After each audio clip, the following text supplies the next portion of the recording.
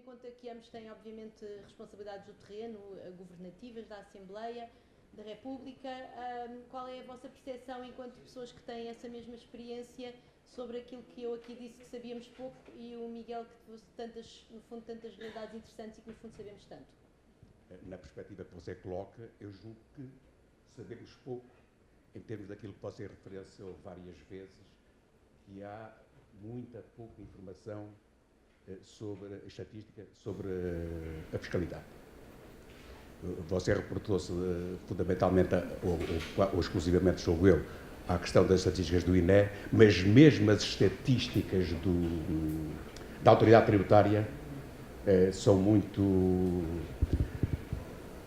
insuficientes. Aliás, eu dou um exemplo, faço aqui um parênteses, um exemplo muito claro, que eu friso muitas vezes. Eu não consigo saber, na parte do IVA, na receita do IVA, qual é a receita do IVA correspondente aos 6% ou aos 13% ou aos 23%. Esta informação não existe. E eu não consigo perceber porquê, mas pronto, é a questão da insuficiência. Mas, independentemente desta questão da insuficiência estatística, eu julgo que há algumas questões que têm de estar por trás disto. E, por eu não sei se pode desenvolver alguma coisa sobre as minhas opiniões em termos globais ou se quer ter a resposta. E eu gostaria de começar pela questão, na medida em que o tema que nos é colocado é competitividade económica e política fiscal, eu gostaria de referir o seguinte, do meu ponto de vista: a política fiscal tem dois grandes objetivos. O primeiro objetivo é obter as receitas financeiras necessárias para que o Estado possa desenvolver as despesas públicas numa perspectiva de cumprir aquilo a que está obrigado. Está obrigado não é apenas por estar obrigado constitucionalmente, em termos sociais, em termos económicos, etc. O primeiro grande objetivo é obter as receitas necessárias para. O segundo grande objetivo é que a obtenção dessas receitas seja feita com equidade, isto é, com justiça, no sentido de que quem mais possibilidades tem, mais deve contribuir. Sendo estes os dois grandes objetivos, eu não descuro, de modo algum, a necessidade de a compatibilização destes dois grandes objetivos com preocupações que a fiscalidade deve ter. Por exemplo, preocupação em termos de fiscalidade com a questão do meio ambiente, com as assimetrias regionais e com a competitividade económica. É ter preocupação com a competitividade económica, não é tentar criar a ideia de que a competitividade económica se faz à custa da fiscalidade. Não. A competitividade económica tem de ser feita fundamentalmente, e isto para simplificar, através dos aumentos de produtividade. Através dos aumentos de produtividade, e aqui há sempre uma grande confusão, que é a questão da produtividade igual a produtividade aparente do trabalho, e não pode ser isso. E essa produtividade tem de ser aumentada de diversas formas, através da inovação, através da criação de uma evolução na escala de valor da produção portuguesa, através da organização e gestão de empresas. É interessante notar que o último relatório que eu conheço do INE sobre a questão da produtividade, para aquilo que eu agora queria referir, faz a distinção entre empresas estrangeiras implantadas em Portugal e empresas portuguesas. Cuidado, de empresas estrangeiras não estou a falar em meia dúzia ou uma dúzia. Nesse relatório são 5.000 empresas, a enormíssima maioria são médias empresas. A produtividade era dupla nessas 5.000 empresas da produtividade da generalidade das empresas portuguesas. E tem as mesmas regras que nós em termos fiscais e em termos salariais, etc, etc. Em termos salariais não, em termos médios até pagam bastante mais. A produtividade não pode ser, a competitividade, do meu ponto de vista, não pode assentar na fiscalidade. Embora, repito, deve haver uma preocupação com isso. Agora, haver uma preocupação com a competitividade em termos de fiscalidade não pode ser feita à custa da eliminação ou do esquecimento dos dois grandes objetivos que eu inicialmente referi. E esta competitividade, do ponto de vista fiscal, do meu ponto de vista, é fundamentalmente, e deve ser fundamentalmente, através digamos, da compatibilização ou da redução da fiscalidade, da contenção da fiscalidade em termos daquilo que faz parte dos custos de produção das empresas. E, para ser muito claro desde já, não tem nada a ver com o problema dos lucros. Não tem nada a ver com a tributação dos lucros. Os lucros não são custos. Os lucros é a diferença entre os proveitos e os custos. Porque, se eu quero aumentar a competitividade, não é através da tributação dos lucros, de uma menor tributação dos lucros, é através de uma menor tributação dos custos de produção.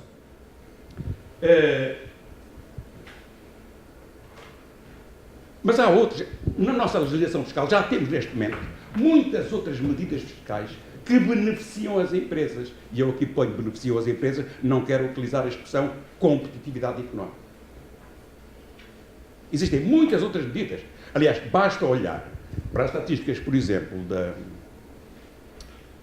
Autoridade Tributária, do IRC, em que, ao longo dos anos, a matéria coletável, aquela que é sujeita ao imposto, ao IRC, é sempre inferior a 60% dos lucros positivos declarados pelas empresas. Há já aqui uma enorme base de redução dos lucros tributáveis, através de deduções, de abatimentos, etc., etc., de múltiplos benefícios fiscais, que são uma floresta imensa, esses benefícios fiscais. Poderá dizer-se, e admito que, exatamente o Miguel Basquilho, pela experiência que teve nos últimos 3 anos, mas há alguns investimentos, a atração de alguns investimentos estrangeiros, que devem merecer mais do que isso. E eu não ponho isso em causa. Aliás, eu participei, como parlamentar, e contactos muito intensos com o Governo nessa altura, para a implantação da Auto Europa em Portugal. E que eu considero que é um dos exemplos claros e evidentes de que é possível e é desejável fazer algumas concessões, e aliás foram grandes concessões, em termos fiscais e não só, para captar investimento estruturante. Desde que seja investimento estruturante. Não é para todo e qualquer investimento, por exemplo, pelo simples facto de ser investimento estrangeiro. Mas para isso, existe neste momento um código, julgo que é o Código do Investimento, não tenho agora a certeza que se chama assim, que existe a possibilidade de se fazerem essas negociações caso a caso.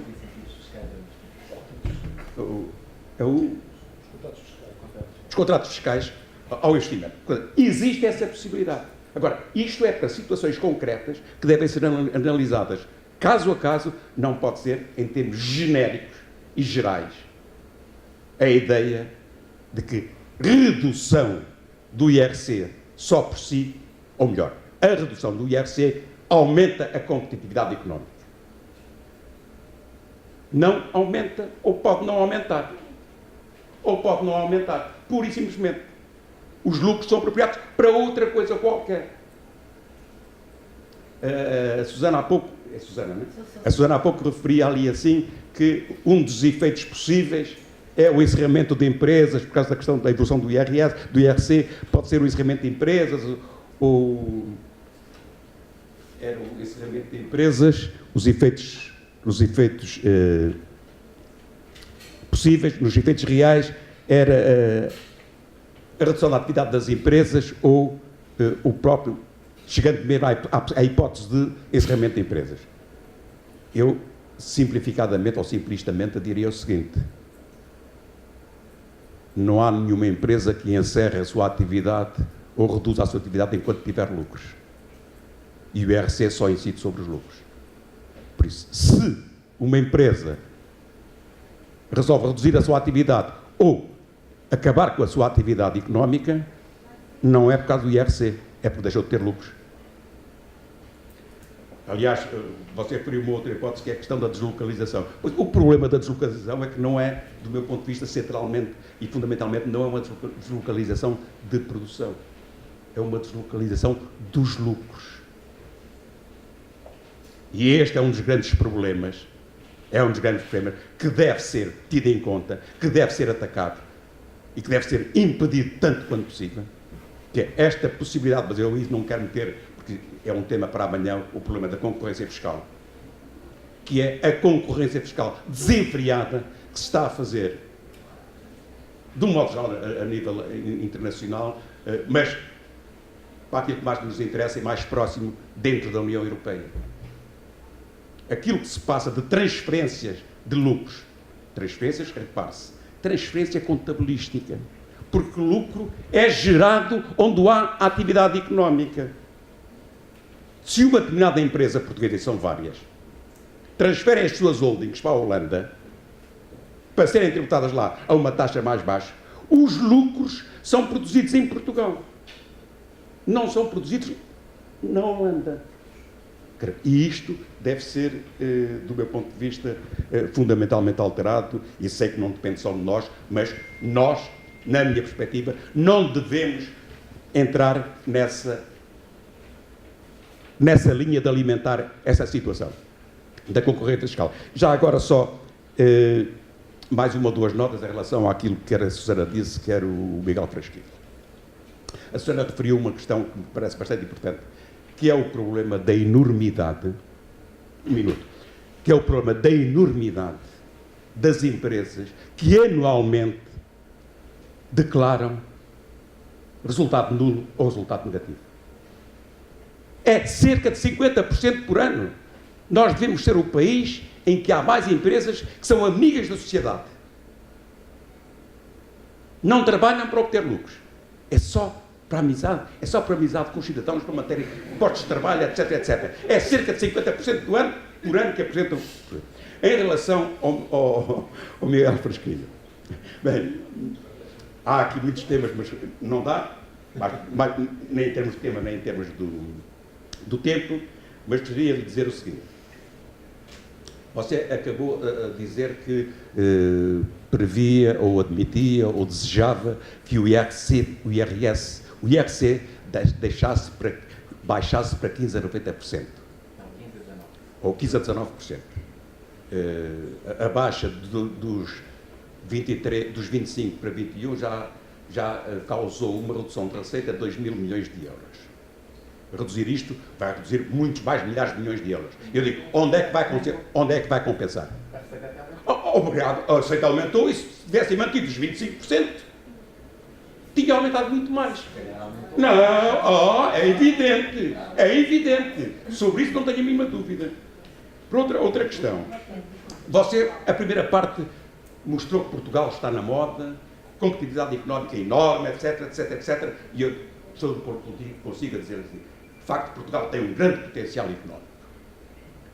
E depois diz, mas é preciso baixar. Então, mas sem baixar, estamos na moda, estamos a subir. Ainda você quer ir para a última nota que me parece importante deixar aqui, embora não faça propriamente parte do debate, do tema, mas que foi referido por Miguel Frasquilho. Sobre a questão das exportações aumentaram, não há dúvida, as exportações aumentaram. Agora eu queria chamar a atenção para uma coisa. Em 1998, a nossa cota de exportações a nível mundial era de 0,45%. Em 2016 é de 0,36%. As exportações aumentaram, mas a nossa cota de exportações diminuiu em termos mundiais. Porque não acompanhamos o aumento do comércio mundial em termos de exportações. E a última, e esta aqui é mesmo, Susana, é a mesma última nota. Miguel Frasquilho deseja que em 2017 ou 2018 que o saldo orçamental seja positivo. Não, você apontou para isso. Em 2018 a 2017 já está para 1,5 e depois isto deve estar positivo. Eu só queria chamar a atenção para uma coisa. Um saldo orçamental de 0 significa que o saldo primário é positivo. E no nosso caso é à volta de 5%. O que é que significa em termos económicos o saldo primário positivo? Significa que o Estado retira mais à economia do que dá à economia. O que significa que contribui para reduzir a possibilidade de crescimento do PIB ou para reduzir o próprio PIB através da redução da procura interna. Muito obrigado. Obrigada. Muito bem.